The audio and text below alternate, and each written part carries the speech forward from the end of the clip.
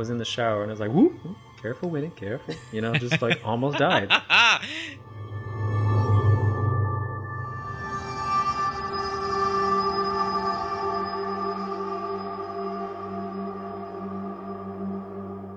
So this week I actually tried to watch something new. I watched Crimson Peak for the first time because why not? Benicio del Toro. Or wait, what am I saying? Guillermo Benicio del Toro. Man, I tried it. Yeah. But yeah, Guillermo del Toro. He's great. Movie was, more of like a romantic, long thing. Not my cup of tea. But totally worth it because about halfway through, kids, you get a shot of Loki's cheeks, and they're not bad. They are not bad. Oh, yes, I totally agree. No, that was a very nice scene. And honestly, that's pretty much the only thing that I remember from that movie, sadly. I only saw it the one time in theaters. Remind me, though, what drew your attention to this? I mean, I know you mentioned, like, Guillermo del Toro and all that, but, like, do you have like an interest in those type of movies? Because it seemed very period piece, and that for me is a little bit of a deterrent. Like, I may not be so inclined to just like, yeah, let's just watch this. But Nah, I like period pieces. I appreciate all the effort that goes into it because, if you do something contemporary, whenever I see something like costume designer is, and it's like, all right, well, no discredit to the costume designer, but they went to, Ross and got the best deal on some jeans and t-shirts for these characters versus in a period piece. It's like, you got to do your homework. You got to design most of this shit. So it's a lot of, like finding the right set and all of that. So, it was something I'd never seen. I was curious about it. And when I was like, oh yeah, Tom Hiddleston's in it. Huh, why not? Oh, look, what's her face? Crazy ass. I think it's Mia, Jessica right? Chastain. Yeah, Mia. Yeah. I'm not like a big Alice in Wonderland person, and she was good. She was good, but she wasn't the draw for me. Yeah.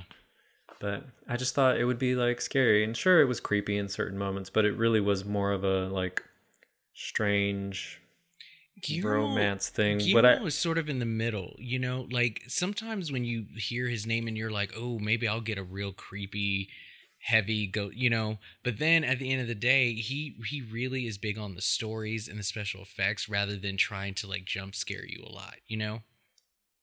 Right. And I appreciate that. And all of his other stuff, it's like, oh, it's very ominous and strange. The Orphanage, Pan's Labyrinth, these are all like very heavy setting, the where we are and the house, the orphanage, they all have this personality. And this house, it definitely had personality, and it was a very strange house, but I think it wasn't very surprising, most of the story. The whole, spoiler alert, people, if you're really trying to like watch this Crimson Peak, it's on Netflix right now, but the incest storyline wasn't a surprise. So, Now, remind me, was Chastain a witch in that movie, or was she just somebody who was just evil? She was just, I think they were alluding to her being sort of mentally disturbed, but also their mother was a terrible mother, so they hated her, didn't have a great relationship with her. Well, that's awesome. You saw a different one. Do you think you'd recommend it to people, or do you think like others would like stuff like this, or... Oh, I already made a recommendation. I have a little like gay boy chat, and I was like, hey, everybody, if you want to see Loki's behind, fast forward to a minute and 11 or an hour and 11 minutes, and you're welcome. And that was it. I was like, don't watch the whole movie. If you want to see Tom Hiddleston's ass, that's all you need. No, that's fair. All right, so I wanted to give you sort of the lowdown of what I thought about Spiral Book of Saw. I managed to see this right before publishing this episode, so I thought I'd give you the skinny. First of all, I can't remember, if you had access to it right now, would you watch it? Yeah, I'd watch it, probably. I think it sounds interesting. Okay. Okay, cool. So again, this will have no spoilers, of course, because it just came out. But the trailer didn't really give a lot away as far as the plot, Chris Rock's involvement in it, Hmm. and what's going on. What I will say is that it definitely revolves around a specific police department, and that a killer, or because these people always claim they don't kill anyone, Right. the victims are being targeted are cops, and so it has something to do with that specific police department. Chris Rock plays a detective who a while back reported a dirty cop, and while Hmm. he was renowned as a hero, his police department has looked at him as a rat, a snitch, what have you, because cops stick together, blah blah blah. And then he takes lead on this new case, which showcases later down the line that this person is after cops specifically in his division. And then again, the traps and everything come into play. So this movie actually was better than I thought it was going to be, because you've got a few different people sort of dipping their toes into this franchise. Now, it was directed by the same person who did Saw 3 and 4. So Oh, there's okay. some familiarity there. But this was produced, and sort of the story was given to us by Chris Rock. So a lot of people questioned his leading ability in a horror film, especially suspense. I Hmm. think that he did a justice. I would not have picked him for the lead as far as being believable, in a sense that somebody else probably could have taken this and really given us the drama. But this movie had a bit of comedy in it. There were times where you were laughing out loud, and it's just based on the line. You know how Chris Rock is. Chris Rock just always has something to say. And so that's where some of the comedy comes in. But watching him play a serious cop trying to, like solve a crime and whatnot, I thought it was very believable. The traps were disgusting. They were Oh, gross. Oh man, this first trap out the gate, I like it. They're more painful this time. Like, it's one thing to visually see gore, but you are going to feel the pain that these people are that have to do to save their own lives. It's I don't disgusting. want to feel pain. It just hurts thinking about it. Um, That's funny because that trailer really does not show anything. I it almost felt doesn't. like, oh, is this going to be a Saw that doesn't really showcase traps? But okay, got it. Yeah. I don't Oh know. Mm. man, I was very impressed with the gore. I didn't really notice any like fake blood or whatever. So take that as you will. The twist I was able to solve midway through, Oh, but does that bother you? no, no, no. So that's the thing. I thought it would. And I really did want to be shocked, because, man, if I could just relive that first original twist, man, oh my. That was some amazing. I never saw that coming. This one I did, Yeah. unfortunately. And I'm not saying it has to live up to anything, but it would have been great to come into this and walk out with, damn, they got me. But here's the thing, if you notice in most of the latest films in the Saw franchise, regardless if you know the twist or not, the lead character, or the one last standing, is always given some kind of moral question or test. Like, this is it. This is the final thing. Can you come through? With everything that you've learned, can you still come through and change? And I think that moral question that was positioned in this at the end was great. So the Hmm. ending still had something really fun to look forward to. I will say that this is not a guaranteed hit, though. I think a lot of people are going to compare this to the rest of the franchise, and they may not like what they see. I think that there is definitely room for improvement. I think there were a lot of things that weren't explored more. I think they could have took it a little bit further as far as the story and the characters. But for a film that comes back and wants to attach itself into a franchise, which is almost later down the line going to be a legacy. Like, I think they did a justice on creating a Saw movie. If they came out with another one, I would go. And if it was done by the same people, I would also see it too. Okay. So 4 out of 5. I'm giving it 3.5.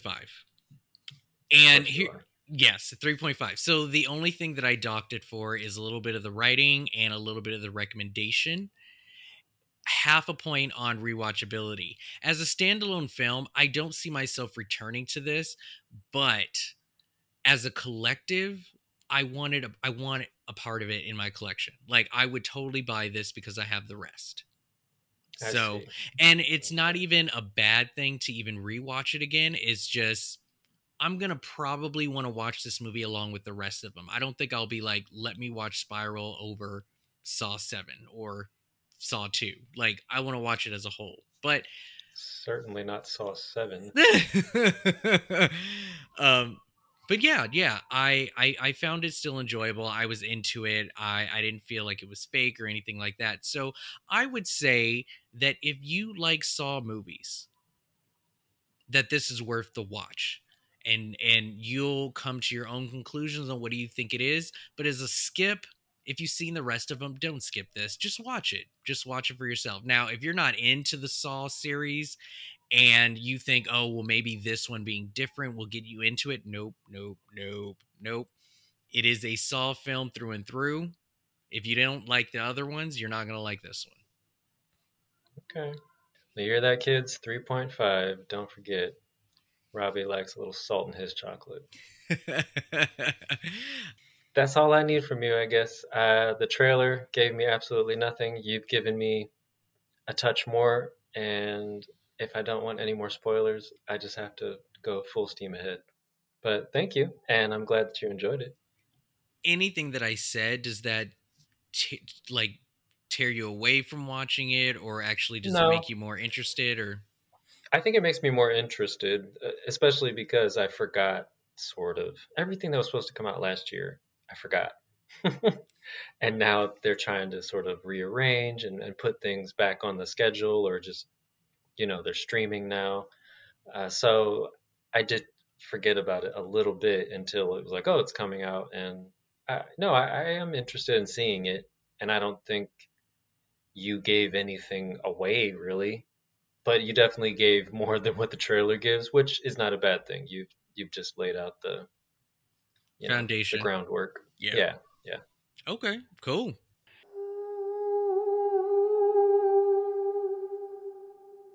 So Nate, a friend of mine recently moved to a new house with his family. And I don't know why I did this, but I immediately just started texting him so many things related to horror movies because he's into horror too. So I knew he'd get the joke. And I was basically telling him, I just went down this list. I was like, okay, you moved into a new house. Make sure this place isn't haunted or owned by Dennis Quaid. And I said, I said Dennis Quaid. It was very specific. So Dennis Quaid just came out with a movie. Remember when Michael Ealy and Megan Good moved into that new house, and he was like, "I ain't trying to leave." So I said, make sure he don't own it. Yeah. So he texts me later and was like, "Okay, he doesn't own it." And I was like, "Okay, cool." I was like, he didn't get it at first, but I sent him, the poster or whatever. And then he said the people who lived there before him lived there for about 23 years. So I was like, damn, okay, we'll watch out for them. Then I just kept going. I don't know why. I just stuff just started popping in my head. I was like, horror movies are serious guidebooks. I was like, watch Yo Back. I said, hope you don't get he responded. He was like, I hope you don't, he hopes he doesn't get a stalker right at his house. And I was like, okay, look, you also got to check the attic for folks living in there and up in the walls. Oh my God. I was like, the boys, people on the stairs, don't fuck with it.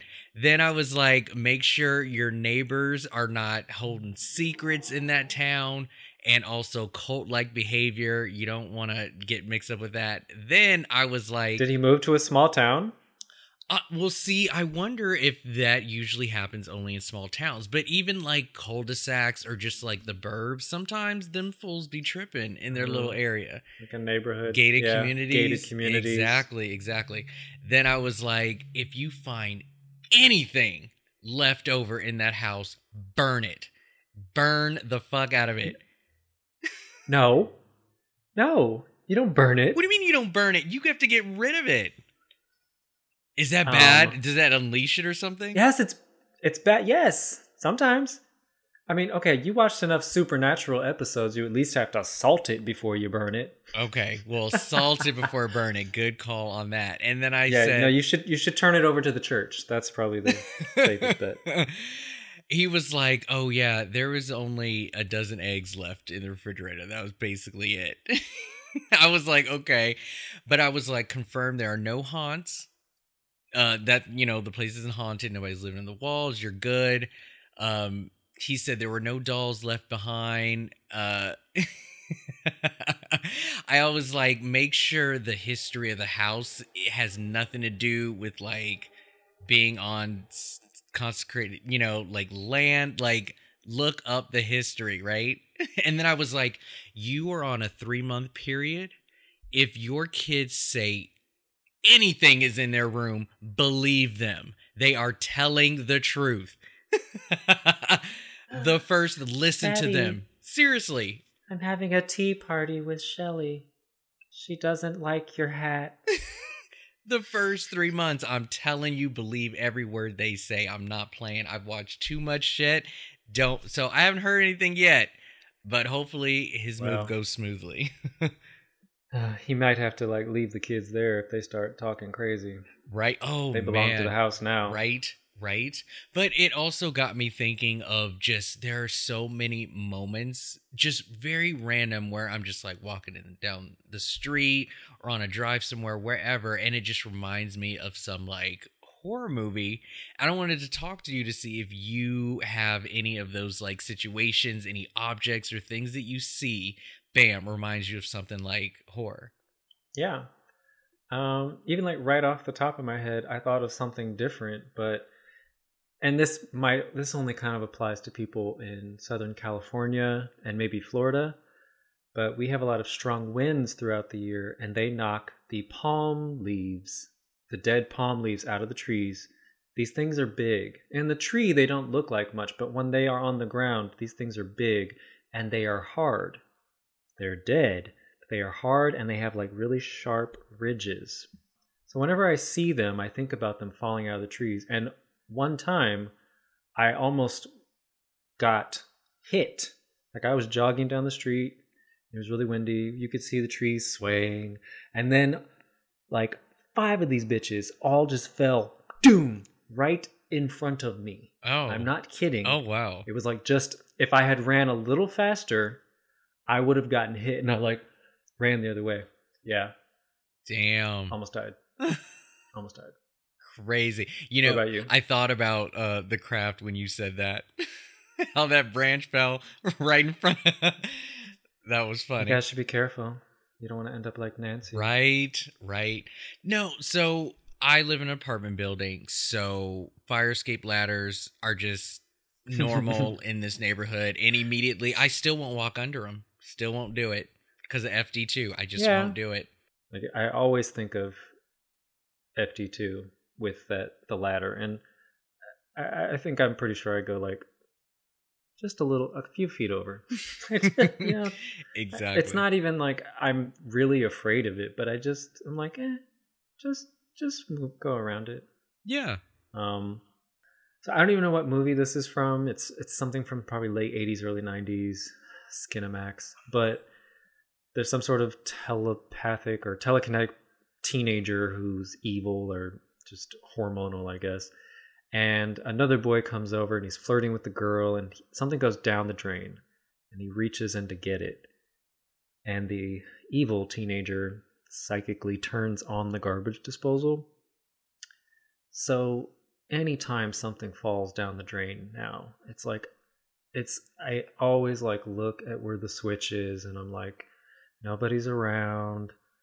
Just try to get in and get out as quickly as you can. I hate putting my hand down the drain. And I haven't done it in years, but now that we're in this new apartment, sometimes things fall down, and I hate it. I hate having to put my hand in there.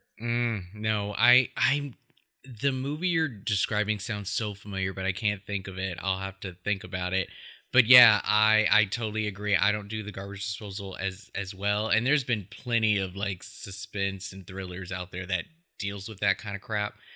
Even just like driving down the road, like I'll be in a car with someone and we'll be going down rural roads where it's just like by the pier, or just especially in Washington, Pacific Northwest, you just be going down highways with like trees and shit. I'm like, oh, you in wrong turn territory. I ain't fucking around with this. We got to turn back. I'm not messing around. But I always just think like, man, what if we have car trouble? Some like it just clicks in my head and it just bugs me. But then there's also like, oh, go ahead. You just made me think of like in Indiana, it's the opposite where I grew up, but it's like you drive outside the city limits, cornfields, flat. Everything is same. So it's like everything is the same in every direction. And it's like I hated leaving the city because I'm like, what if, I don't know, Billy Bob comes out and wants to eat us? I don't know. Yeah, it's so crazy. But even like in the city, when we've got these big like sewer grates, the ones that pop out of the corner of the sidewalk and shit, like it ruined that for me. I can't even mess with that anymore. Like even Chud with the, for a while it was, oh, Ninja Turtles, they live in the sewer. Look, it's the sewer. Nope, now it's Chud. And that just fucked it all up for me too. I can't even be, kicking it in the sewers anymore.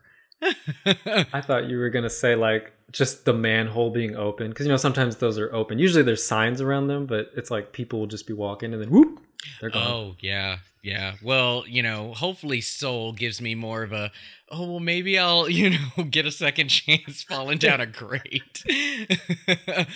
But like even the flicker of a light switch, how, not a light switch, but like a light bulb, how it flickers? Sometimes that's like indication that some ghost is like kicking it and stuff. Like little stuff like you just immediately turn to this. That's when you a fan, right?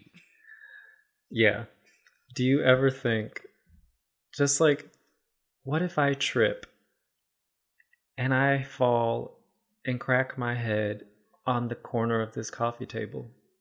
Man, do you know? So here's the thing with that. It can go one or two ways. Coffee tables will either be your demise or your savior, because they are usually the ones that kills your assailant. Anytime you fight with somebody, that table will have your back, because every time they slip, they want to slip on the corner of a table.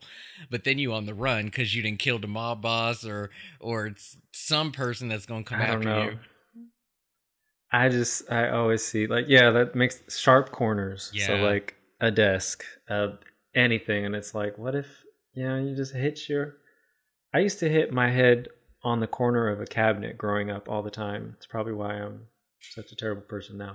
But just like right here, like the same spot. And I'm like, man, one of these days I'm going to hit my head just right. And I'm not going to get back up. You gotta be careful. Yeah. That happened to me at the movies. I was bending over to get something from a bottom cabinet, and then I lifted my head up and there was another drawer that was open, and it was so loud my boss heard it in his office and he just came rolling out. Yes. That happened. Somebody left the cabinet open, and I knew it was open, so I mean, it was also my fault, but I like bent down to get something, and then as I was getting back up, I got up pretty fast, and I hit that cabinet open like that, and I hit it so hard I almost like threw up. My body was like, I'm gonna die. I'm having a seizure right now. It was bad. Do you think? I don't know. Do you think that like basements, attics, things like that? Do you ever have like a thought, like some horror movie that pops up, or just a situation because you've watched so many?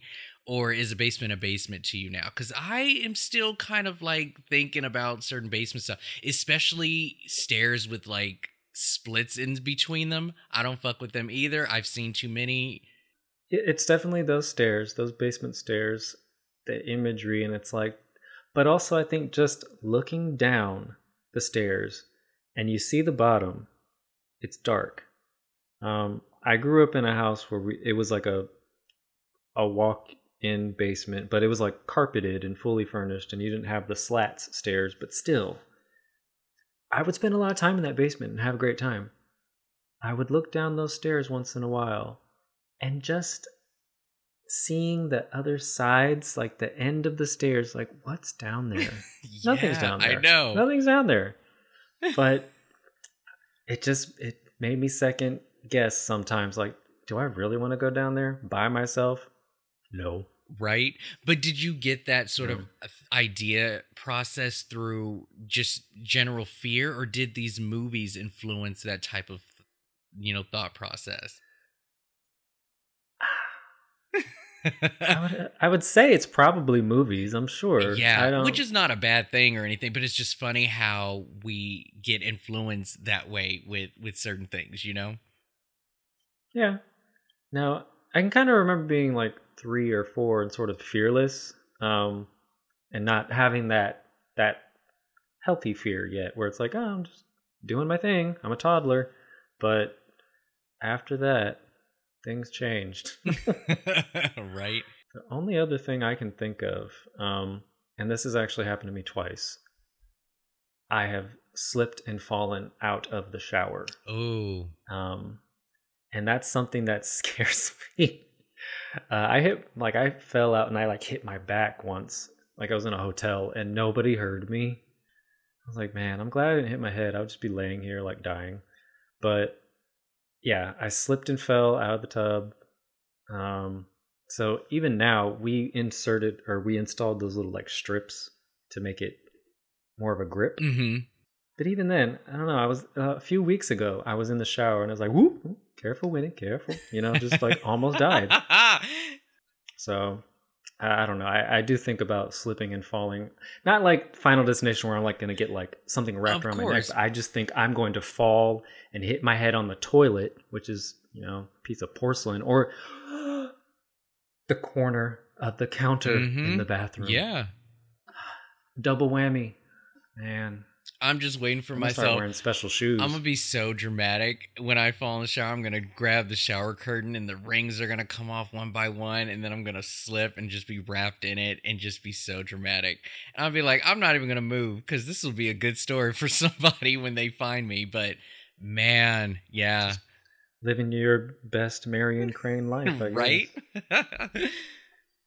God.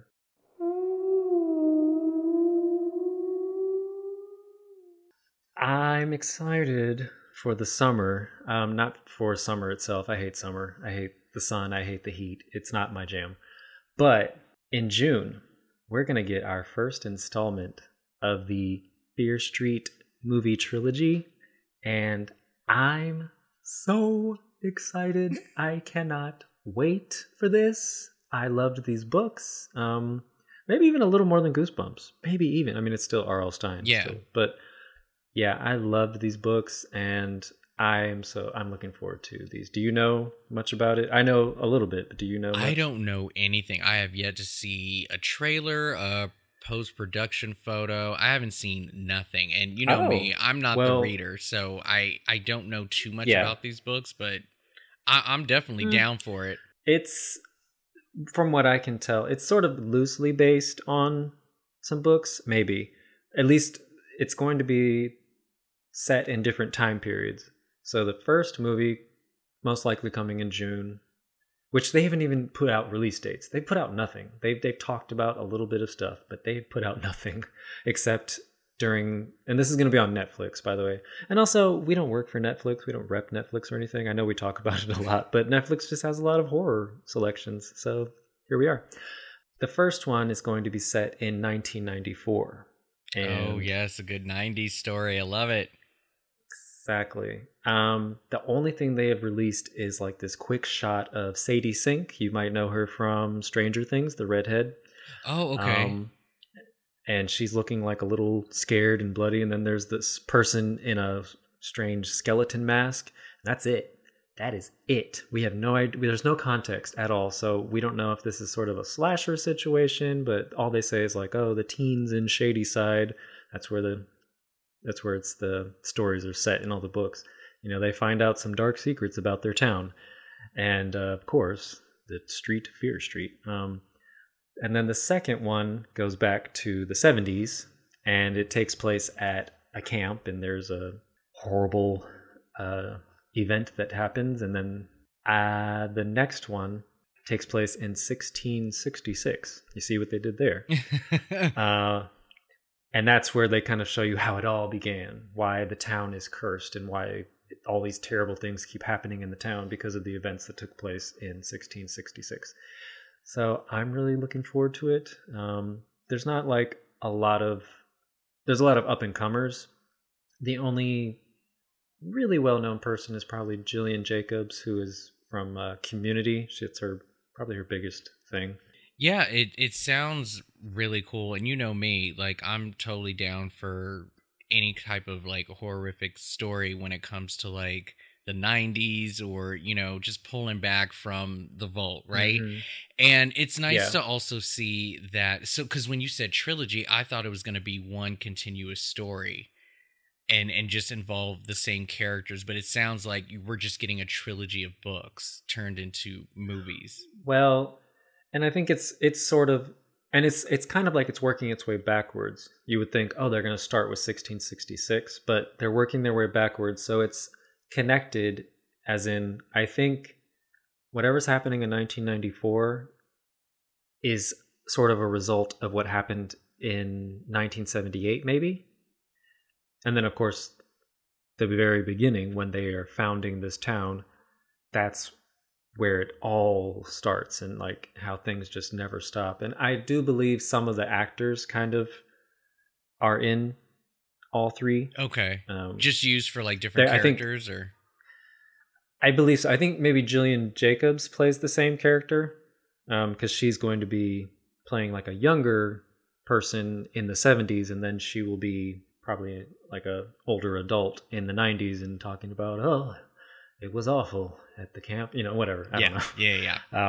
But and then if they're in the 1600s story, I think they're definitely playing different characters. They're just kind of using the same people. So I think it's going to be great. I love the idea of, you know, like one after the other coming out. I don't know. I am a little sad that it's not, you know, getting the theatrical treatment, but whatever. It's like after a whole year of being in quarantine and kind of being spoiled with these options of watching right away on TV, I love it. So I'm really, really looking forward to this. Did I say I'm really looking forward to this? I am. But are you looking forward to it, though? I really am. Well, and this is, you know, again, it's like old news by now, but it's kind of like apt to mention it. Castlevania, they are, you know, coming out with their 4th season, or it will be out right now. I love this show. I am a big fan. Again, you know, I like animation and I like dark stories, and it's based on a video game that I played a few times when I was a kid. So I really like it. And they're getting canceled. I don't know if that means they knew they were getting canceled and they wrapped up the storyline. I hate it when they can't. They're just like, oh, crap, we left this shit open-ended. I'm going to hate that. But silver lining, I guess, there's talk of a possible spinoff. But it's like very early stages. So maybe the story isn't completely over. I think they'll be following the vampire or half vampire Alucard, who is the son of Dracula. But, you know, I think they got a good amount of time. 4 seasons is nothing to like sneeze at. So as long as they can close out the story, I won't even be so worried about a spinoff. I just would hate for them to not conclude things the way they wanted to do it. Yeah, I was going to ask you if 4 seasons was a good run for you. Like, did you expect them to go even further? aside from this cancellation, like, were you enjoying yourself watching it, or do you think this was a good time to like shut it down? I think 4 seasons is good for me. I think 5 is sort of like a sweet spot where it's like, yeah, 5, we're good. I think you've done so many things. Let's wrap this up before we just get out of hand and we start just like, well, what's under the sink? What else have we not done? It's like, come on, don't do this. Don't do this to me. And season 1, I was not on board really, because it was a shorter season. Maybe they were testing it out. I didn't think it was too exciting. But after that, 2 and 3, I loved it. Now, also, between each season, it's like a whole year will go by before we get the next season, or 2 years, excuse me. Like every other year we'll get the new season. So I'm always sort of in limbo with, did they get canceled? Are they coming back? I have no idea. So even right before they announced, oh, season 4 is coming, I was trying to look it up. I was like, is season 4 coming? Nobody knows. There's no information for me at all. And then like a week later, Netflix was like, oh, come back soon. I was like, can't wait. But then right after that, they're like, oh, also, we just got canceled. What? So, Weird. Well, look at that. I'm putting another quarter in the jar. That's right. So, fun fact, I told Nate I thought about doing this for the rest of the series, is that anytime that any of us randomly bring up a TV show, movie, whatever, and the other person has not seen it, then they have to put money in the jar.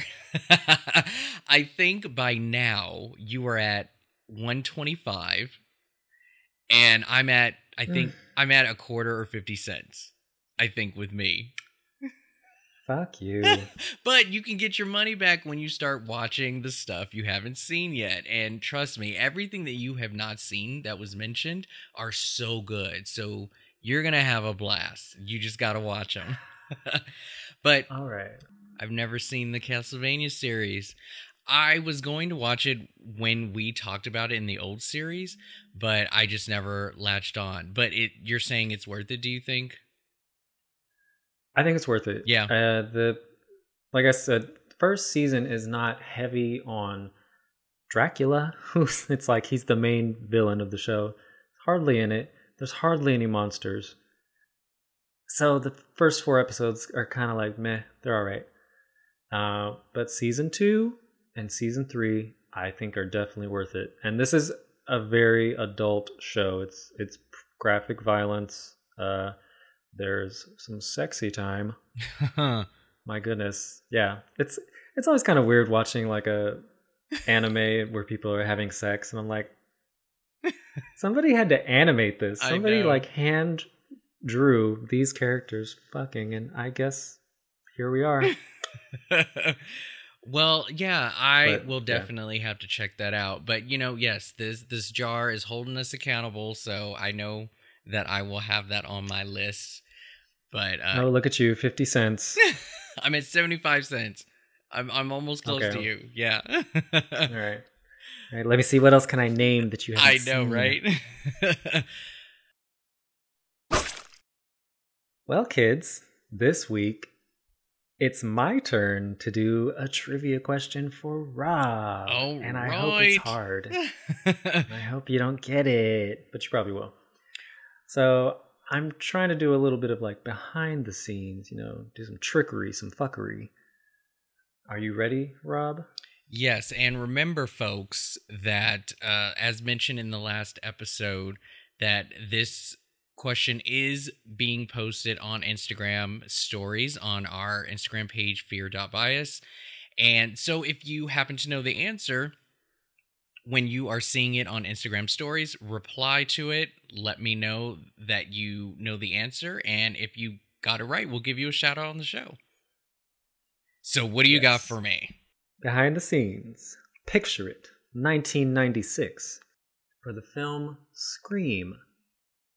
Who was Kevin Williamson's dream casting to play Sidney? Now, you think about it.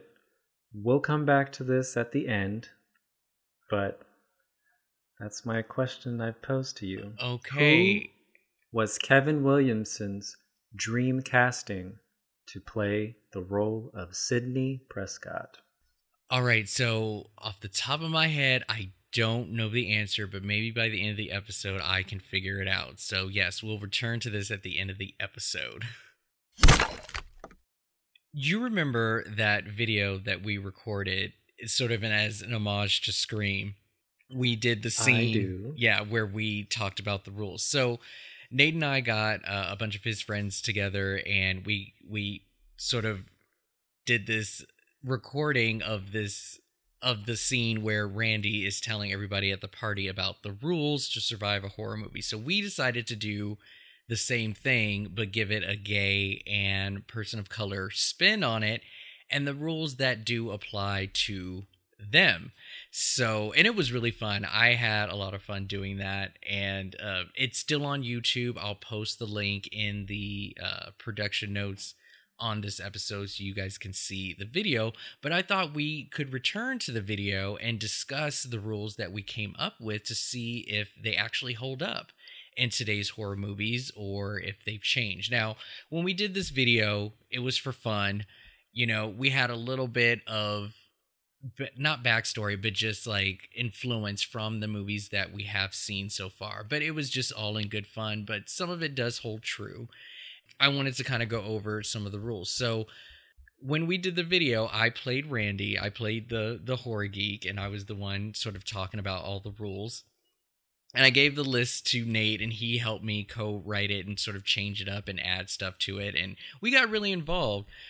For the gays, because we were like, okay, most of these rules are basically more towards the heteronormative sort of way of things, but like, what about the gays? How do they survive? Is there a rule to them? So one thing that I came up with is I believe that if you are gay in a horror film, that being besties with the final girl, the lead actress in the movie, character in the movie, is your best bet. But there is a caveat to that. She will save her boyfriend first, then she will save her siblings, then the GBF will be saved.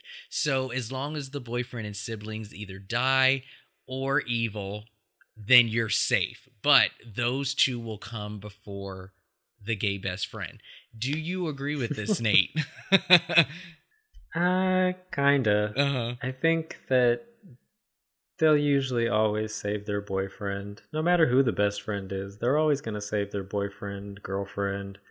So it really doesn't pay to be the best friend. It's the most thankless role across the board. Yeah. Yeah. I totally agree. There isn't that many examples as far as gay characters surviving. The only one that I can think of right now is The Invitation. Did you ever see The Invitation?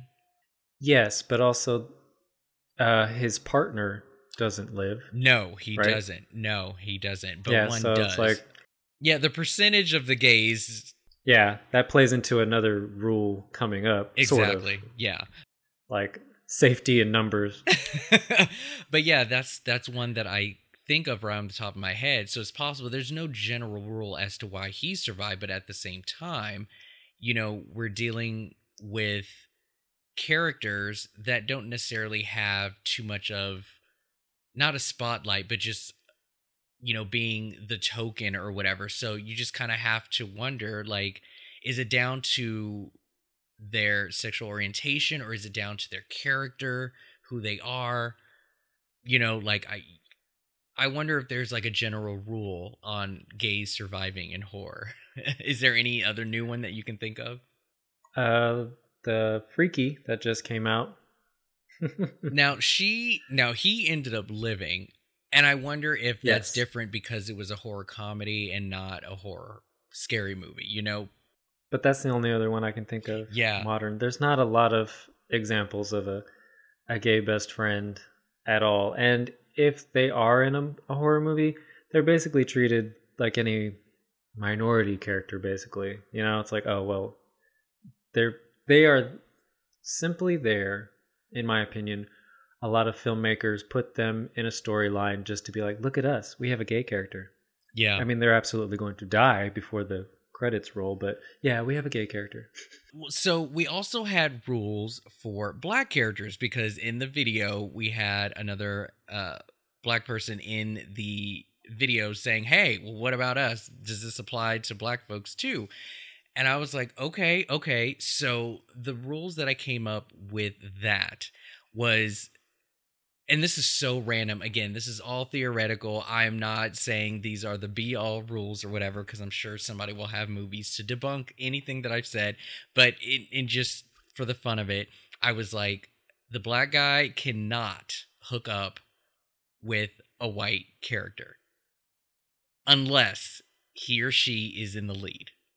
Remind me, in Bird Box, did Sandra Bullock and Home Dude sleep together? I think they did, right? Yes. Yes, they did. So that kind of debunks it a little bit because he ended up being a sacrificial lamb in that one, and they ended up sleeping together. But, you know, Bird Box ain't shit anyway. So I... What? I didn't really dig Hater. it. Oh, I am such a hater for that one. But, okay, but that was one rule. I also said this. Black people cannot be too masculine in these films. They can't be the hero or too aggressive. Like, if they end up being the savior, it has to fall in their lap. They can't just go in there guns blazing. They will die. Dwayne Martin from Scream 2, he was not trying to be the hero. The minute some shit went down, he was like, I'm out. What happened? He ended up living, right? Yep. Even homegirl from Cloverfield, she got in that helicopter and was like, peace, I'm out. I'm not trying to save anybody. So I feel that if you aren't too aggressive and, you know, too much of a, you know, like, ooh, I'm gonna take care of this, blah, blah, blah. Most of the time, if they try and be the hero and savior, it doesn't work. It's got to fall in their lap. Another thing that I came up with is that the odds of black people surviving is in numbers. As Nate mentioned earlier, if there is at least 3, most likely one of them will live. It doesn't happen all the time, but for the most part, if they get one in the middle of the movie, they may let the other one live. There's Tales from the Crypt Demon Knight. There's I Still Know What You Did Last Summer. There's Deep Blue Sea. All of those people had a black person die where another one got to live. What do you think about these specific rules? Like some Hunger Games shit. Damn. May the odds be ever in your favor. Just one of you. Listen, everybody, this is from some in-depth research of the genre. We've watched a lot of movies. We all have, and we've seen these things happen again and again. It doesn't even have to be multiple characters. It's like if you have 2 black characters or 2 minority characters or 2 gay characters, one of them's probably not going to make it. Just like earlier you mentioned the Invitation, his boyfriend didn't live, and I'm pretty sure his boyfriend was not white. I feel like he was Latin. I feel like he was a Latino. Oh, he could have been. Yeah. I think I remember that too. Mm-hmm. So see there, they let the white gay live, but not the other one. Yeah.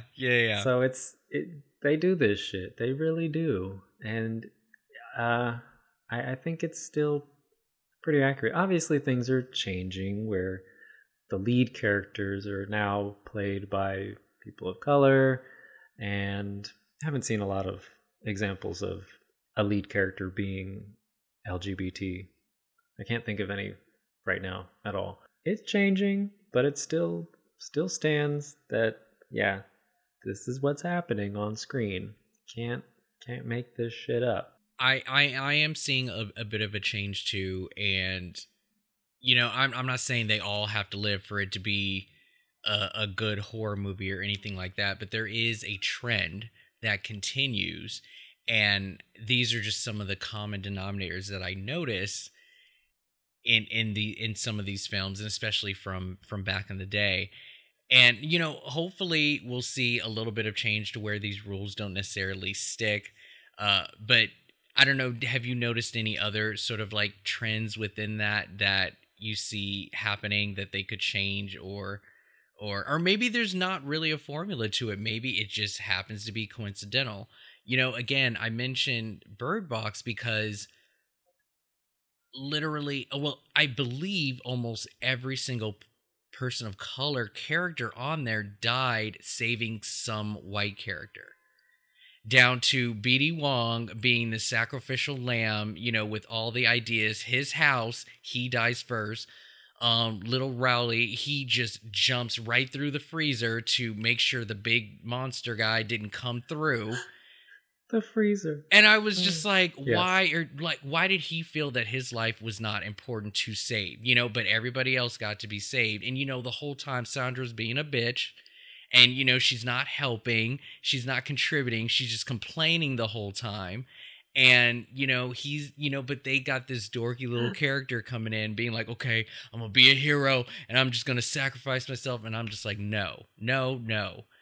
And then her love interest, like, nope, we got to get these kids. They can't die. I'm going to just, it just irks me. It irks me. And it's always, a person of color being the one to be like, okay, I'll play the martyr. At least they got to be in the movie. And yeah, I'm just not happy with that. But again, it was just a fun way to just kind of bring it up because, yeah, I think our body count is very high and the probability of us living is a bit low. But when it happens, it stands out and it's awesome.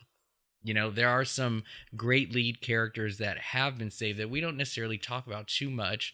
Alien versus Predator, Sonya Lathan got to live through hers, and she was the lead. That was great. Even Halle Berry, she survived her horrific tale in Gothica. Well, if Halle Berry, if she hadn't survived, I mean, that would have been some bullshit because it was like, it's Halle Berry. She just won an Oscar. She's obviously the lead character in this movie. Well, that's what I was going to ask you. Do you think the star power of the actual actor or actress plays a part in that, regardless of their color? I think so. Yes, definitely. I think, with Gothica at least, that could have been a lot of different actresses, but it just would not have made sense. We all were watching that trailer and it's like, it's Halle Berry. She's in this movie. This is her movie. So if they would have killed her, damn, I don't know. It just wouldn't have made sense. Sanaa Lathan being the main character in Alien versus Predator, that was a big surprise. It's like you could kind of tell that she was the lead, but also they started off with a lot of characters and you didn't really know what was going to happen. But it was a nice surprise. She was one of the first Black final girls that we had in a very, very long time. And then even after that, it's like we haven't had that many. Even in The Thing, Keith David Childs, like he ended up living with Kurt Russell, but then, TK Carter was in that and he, so I mean, again, it still kind of falls under some of those like rules we had just talked about. Yeah, but even with Childs, it's like, did he live? Oh yeah, that's right. Was well, absolutely. Actually, it's like, yeah, was that him at the end? Mm-hmm. Or, and plus, they're both gonna freeze to death anyway. So, yeah. I don't know.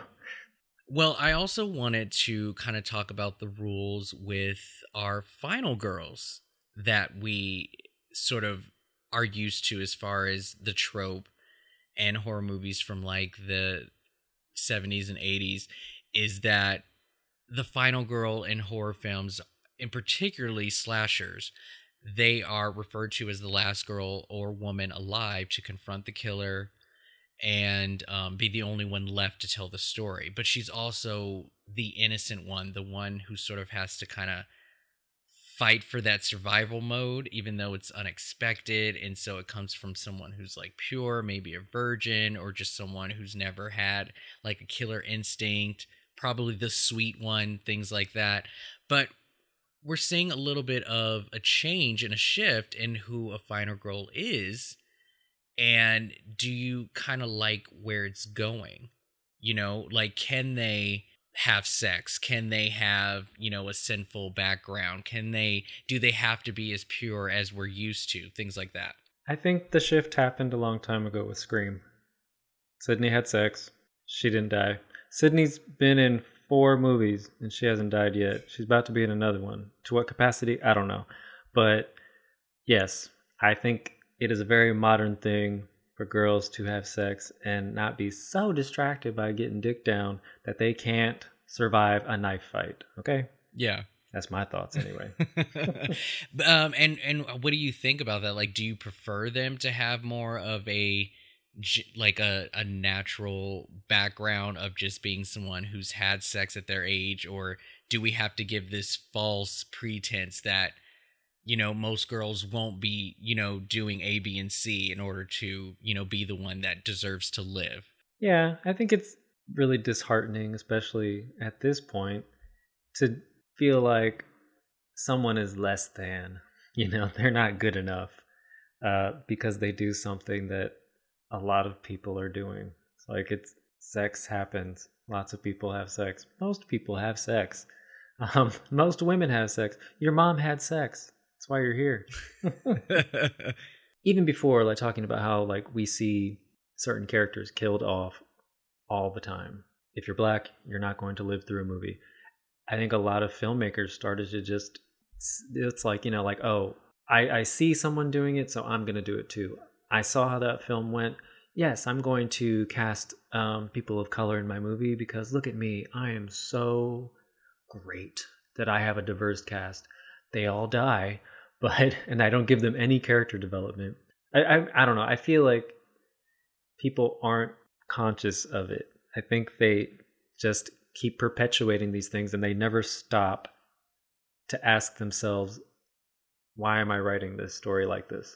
Yeah. Why am I writing this character like this? Or lack thereof. Why am I not writing this character to be an interesting 3-dimensional person? Well, there's also the idea for, I guess, a tenseful and suspenseful like scare tactic. So if we see a final girl who's not used to fighting, or we don't know that she can take care of herself, that will give the audience more, you know, more fear for them, you know, like they're gonna be worried that she's not gonna make it because she doesn't have the instincts to take care of herself in that way. And then maybe you'll get more of a triumphant feeling when you're watching her overcome that. So I mean, maybe for entertainment purposes, that's why they do it. But do we want to see that, or is it actually better if we already know that they know how to fight or take care of themselves, you know? Yeah, but and why do we think that a girl or boy who has had sex does not have the capability of taking care of themselves? Oh, well, not necessarily not necessarily just tied to just them having sex, but just in general, because there's more to it than just the sex part, but just, you know. But that's what like most stories have told us. It's like, oh, once they have sex, they're all kind of useless and they don't know how to make decisions. Oh, gotcha. Or they don't know how to make good decisions. And like you're right. The last girl standing is usually not like, she's not some sort of kung fu master where she can just kick everyone's ass. She can barely lift up a baseball bat, typically. So yes, I guess that adds to the suspense of it's like, well, obviously she's timid and shy and we don't know if she's going to make it. And it's like, well, all these other characters who were like, I want to have sex tonight. I am definitely going to get mine. It's like, well, they seem pretty like confident in themselves. So why all of a sudden did they like not have the confidence to take care of themselves? But this girl over here who was like, I don't know. I'm going to hit you with a frying pan, maybe. Why? Well, I want to sort of talk about a couple of final girls that did make it, didn't make it, see if there is any kind of like common denominator to that rule. And, you know, did they work out in favor of their character? So like we've got Sarah Carter, who was in The Descent. What did you think about her? Oh, so I didn't see the sequel. I thought she did make it. Like she was in. So there are two different endings. In the first ending, she ended up living. She just went crazy. And that was the original. And then in the second one, it shows her actually escaping. And then she comes back. And then I think she doesn't make it in the end. And so with her, you know, she's a mother. you know, she doesn't necessarily have any fighting skills, but at the same time, the woman stepped up when she needed to. She wasn't defenseless. She wasn't a damsel.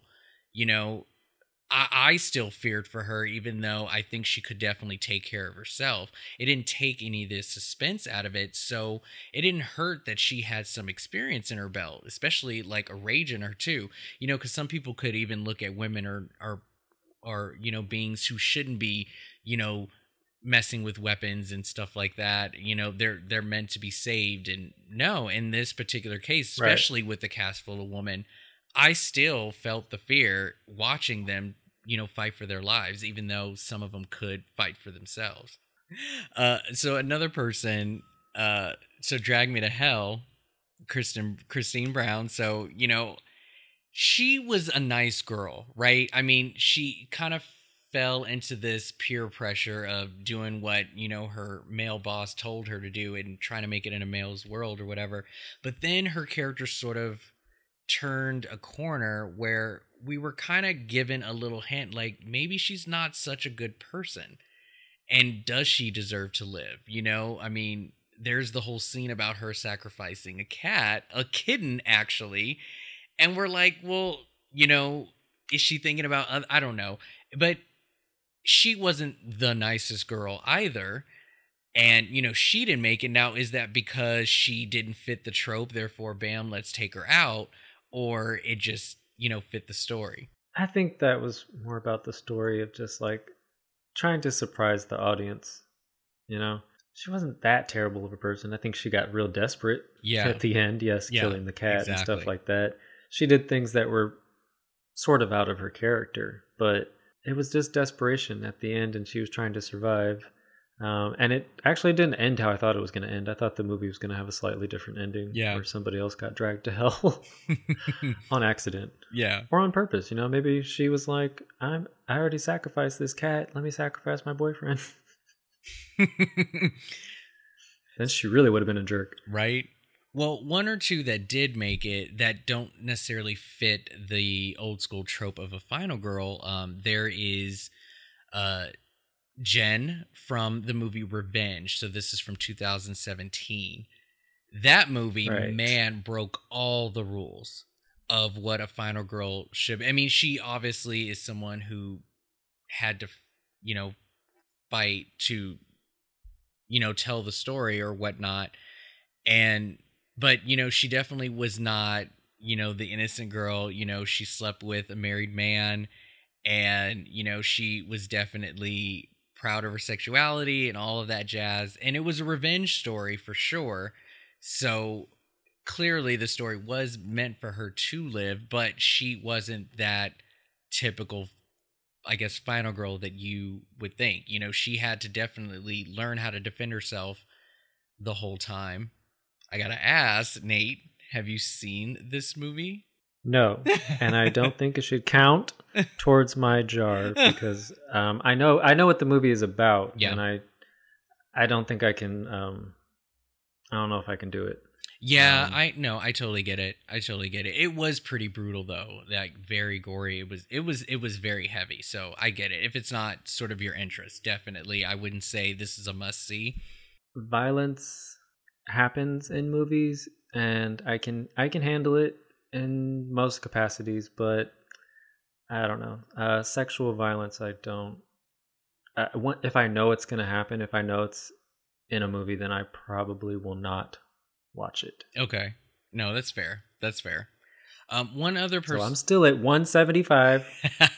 One other person that I wanted to talk about was Aaron Harson. So you had just recently watched this, and it's You're Next from 2011. Now, that woman came with a heavy background of knowing what to do in a very stressful and messed up situation.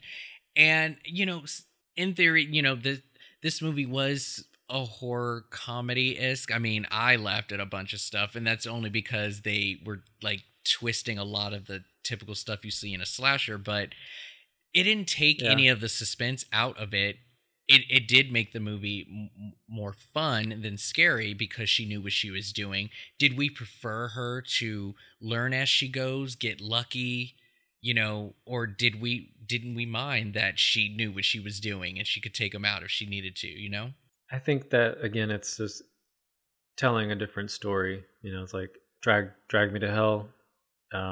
They were trying to surprise us with the ending, and then her character like thinking, oh, she's the girlfriend of this brother, and yeah, she'll most likely be the character that we're rooting for. But I definitely preferred her to know what she was doing, because just watching her make these quick decisions, and like planning ahead, I was like, this is some good stuff. This is something that we don't normally get. Exactly. And how many times are we yelling at the screen of like, why don't you do this and don't go in there and all of this? And, like some of these characters can be smart, and then if written well, they can perform these smart moves, but still get caught or still be in trouble or something, think outside of the box. But my point with bringing this up was to just sort of highlight is that the formula for these final girls has completely flipped. And I think the term final girl can still be used and still fit within the horror genre and still work today, and not have such the standard formula final girl that we're always used to. I think, having a strong woman, especially knowing how to fight or defend themselves, is still good for entertainment, Hopefully more creators are giving audience members the opportunity to see themselves, so that it's like, we can all be final girls. Hey, it's been so limited in the past, and I think especially in the 80s, that one idea of a character just stuck into the 90s. And I mean, it already kind of started in the 70s, but the 80s, like, it was just everywhere. You can't be a final girl unless you're this nice, sweet, blonde or brunette girl, and it's like, you have to be that or you're fucked. So now I think they are trying to be like, look, humans are multifaceted, and they can absolutely be in this story where terrible things happen, and you never know who's going to live. I feel like there's even been stories recently where we see this really nice, sweet character, and they're like the first one to go. Mm-hmm. Yeah. Because it's like they need to like surprise us somehow. Like, yeah, no, I totally agree. So real quickly, I just want to get your opinion on Final Boys. Do we want more Final Boys in horror films? Do we find it believable for them to triumphant over, women? Because usually we like to see this story played out through a woman's point of view, again, because of the delicateness of a female going through these horrific things, where a masculine macho or even a secure male, screaming off the top of their lungs of being scared, is that allowed, and yada yada. So like, do Final Boys work, and do we want to see more of them? Yes, I think we usually do prefer the women taking down the big bad monster, fighting the patriarchy. It's awesome. When men do it, I think a lot of times it turns into more of like an action film. Now, is that good or bad? I mean, should we be thinking about it that way? Because that's very interesting that you say that. And it's not that I think about it that way. I feel like that's what it happens. I feel like, I mean, even like the example of Jaws, and that's like old school, but yes, it's horror and it's suspense. It's a thriller. It's scary. When it's the men, it's different. And you're not going to catch the men usually running around screaming their head off, trying to hide. It's just a different feel. It might even be like a slow burn, but I feel like they really try to push the action element where it's like, oh, they're men, so they kind of cross the line of, it is a horror, but they don't want it to be super horrific anymore. They want it to be like, oh, these men are like, either they're really funny or they're blowing shit up.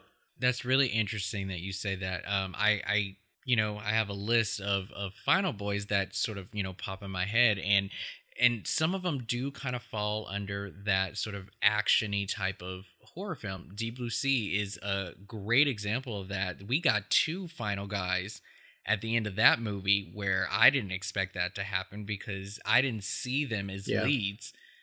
But that sort of turned into an action film, with the explosions and all of that stuff. So, I mean, I totally get it. Cillian Murphy, 28 Days Later, that sort of kept the horror element throughout the whole film, you think, right? Do you think it turns sort of action with the humans and the army and No, all that? I think that one stays pretty much within the horror element. I mean, it still feels different. The remake to The Hills Have Eyes, and I'm sure the original did this too, but that was the most unexpected, one of the most unexpected final dudes, let alone final people to live. Because I think in the remake there were 3 of them that ended up living, but he was one of them, and he just was not a character that I expected to stay alive. I don't, because usually when they do, they learn some kind of lesson either about themselves in the process, and now they can live to carry out the newfound person that they are.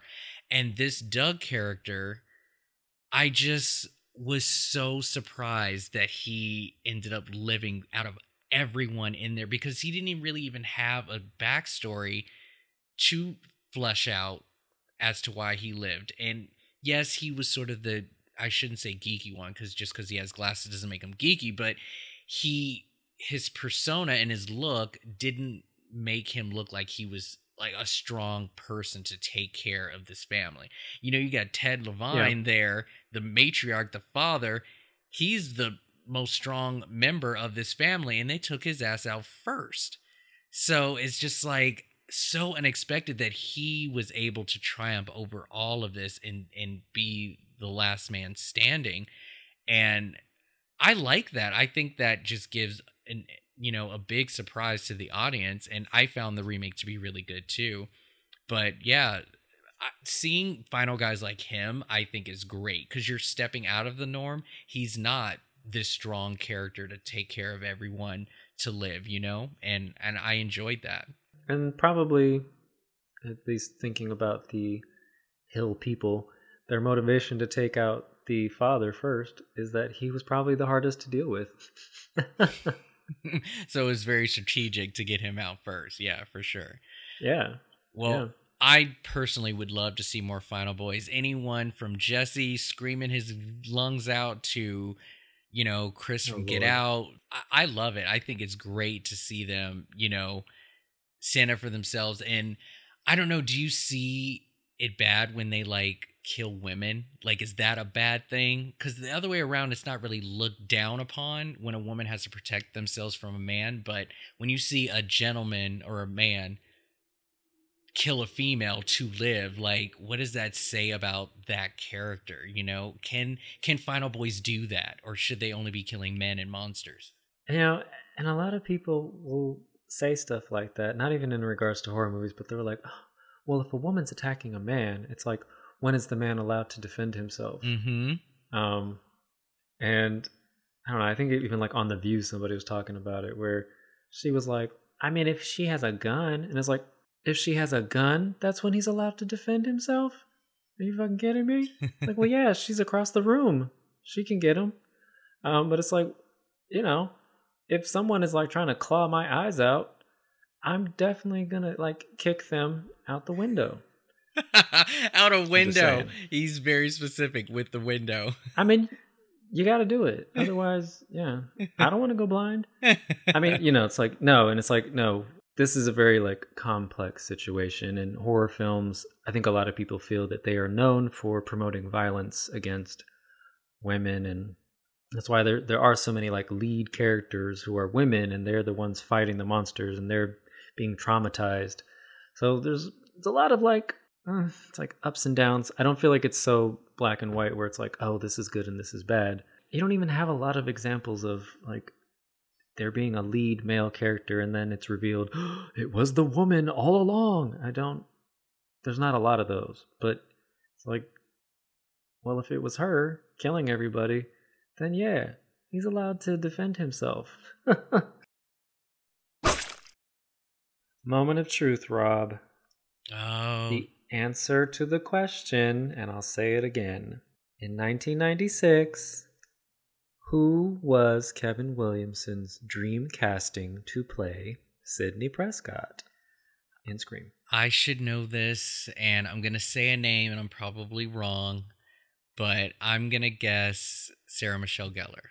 You are incorrect. Yeah, I figured so. Who is that? I'm very curious. So there were a lot of actresses that I think were considered for the role and offered the part, and a lot of them turned it down for different reasons. I think they did offer her the role, and she said, no, I don't want to play a teenager anymore. Was Kevin Williamson's favorite, Molly Ringwald. Really? You know, Yes, I may have read that somewhere, but completely forgot about that tidbit. Yeah, he was a big fan of, the Breakfast. Wait. Yeah, Breakfast No, it's Club. not the Breakfast. Oh, the Brat Pack. Yeah, I wasn't saying like he was a big fan of the Brat Pack movies that she was in, and he really thought it would be great if she would play Sydney, and she said, no, I don't want to play a teenager, but you know what? Imagine if she had accepted that role. It probably would have like given her a little oomph, because I don't know. She was like trying to like break into other adult movies and not like adult porn movies. I don't want to like put that. But playing there. adult roles. She was, yeah, she was trying to play mature roles, and she was like, nope, I don't want to play as a teenager. But man, I don't know. Who knows what would have been? I know, that's an interesting, actress to play. I would have never guessed that. That's crazy. Well, Yep. one day, no one online got this question right, but on our next episode, we'll have another opportunity and trivia question to post. And if you happen to be present online and see it and answer it correctly, we'll give you a shout out on the show if we see your answer. So I got that one wrong. That's a good question. I like that one. And yeah, we'll do another one in our next episode. That is going to do it. We are going to close out this episode with another Bitch Really. And I'm trying to remember if I've done this one before in the older series. Meh. But if... Nobody will know. Yeah. So this is from an anthology movie that I absolutely love. It's Creepshow number 2. I am pulling this bitch really from the specific short story of The Raft. It involves the characters of Laverne and Randy, and they are 2 of 4 who go on a raft just on a nice summer day, hang out, smoke weed, kick it, but they find this blob oil slick looking monster who is moving on its own and eventually attacks the group of friends on this raft. And it is sort of not impossible, but it is very difficult for them to just swim to shore and beat this blob before they get to land. And so 2 of them are gone at this point. Who's left? Laverne and Randy. Now, they're not together. They're not boyfriend and girlfriend, but they know of each other and their friends. They are taking turns keeping watch to make sure this blob doesn't attack them so they can get some rest. Well, Laverne is asleep, but Randy sort of wakes up from this nightmare. And he is holding Laverne very closely for body warmth, but also, because, they just wanted to be close to each other to feel safe. While she's sleeping, he decides that this is the perfect time to cop a field and just touch her body while this monster is just trying to attack them at the same time. He lays her down on the raft, slowly is touching her body from her legs all the way up to her breasts and lifting the shirt. This isn't on top of the clothes stuff. Like, he's really going in, and he's not paying attention to the monster that they are supposed to be guarding. Now, the raft has these, split ends between the boards, and so far we've only seen this monster attack from the edge of the raft. But we didn't think about, can this monster reach you through the slits of the raft? And so this girl is laying on the ground. Her cheek is like face down on the raft, and while he's sitting there touching her, this woman gets attacked and killed. Bitch, really? I mean, are we that desperate and horny and deprived of sexual opportunities that even in the face of danger, we still have to take advantage of the opportunity to touch a girl. Now, in the story, it was hinted that he sort of was crushing on her, even though his friend was the one dating her. But like, was this really the best time to do it? And what if she had woken up? Like, what was she gonna say? Like, was she gonna enjoy it and sleep with you? Like, what the hell? I have to say, I definitely know some gays who would just embark on this kind of behavior. You know, it's like FOMO, no time like the present. Yeah, you know, men, we're trash pretty much. Like as a collective, yeah, we're probably accurately represented in horror films.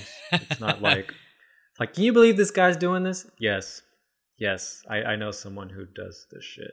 I mean, the audacity, it just was like the literal wrong time. If anything, if you had saved her life, she maybe would have put out, or maybe saw some different side of you, like, ooh, you're cool, but you really couldn't help yourself. But he was just like, oh, that blob's not going to get us. I have time. Let me just, it was so disgusting. So disgusting. Audacious. All right, well, that is going to do it for episode 3. I hope you guys enjoyed all of our topics and conversation we had on the subject of horror. If there is anything you guys would like us to discuss on the show, definitely let us know. Follow us on Twitter at FearBias, as well as on Instagram, fear.bias. And maybe your topic will make it on the show. We want to thank you all for listening, and come back in another 2 weeks on Tuesday where we'll have an all-new episode. Thanks, guys. All right. Come back for more nonsense. This is Bitch, I Ain't Scared.